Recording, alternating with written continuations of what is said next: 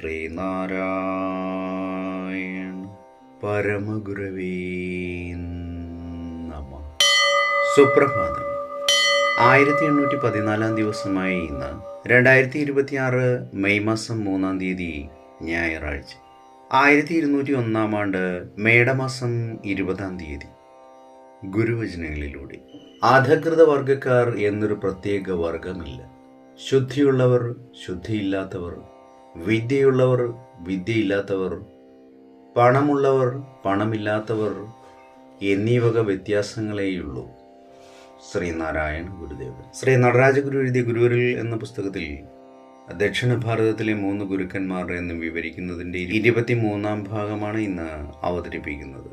ഏറ്റവും ഉത്കൃഷ്ടമായ മാനുഷിക മൂല്യങ്ങളെന്ന നിലയിലായാൽ പോലും ഈശ്വരനിൽ ആരോപിതമായാൽ അത് മായാകാര്യമാണ്. അവിടെ ഭക്തനും ഭഗവാനും എന്ന ദ്വൈതമുണ്ട്.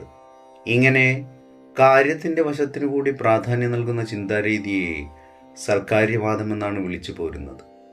അദ്വൈത വേദാന്തികൾക്ക് ഈ നിലപാട് സ്വീകാര്യമല്ല. അവർ ഈ ദ്വൈതത്തെ നിരാകരിക്കുന്നു. അവർ കാരണത്തിനാണ് പ്രാധാന്യം നൽകി ചിന്തിക്കുന്നത്. അതുകൊണ്ട് അവരെ സൽക്കാരണവാദികളെന്ന് വിളിക്കുന്നു.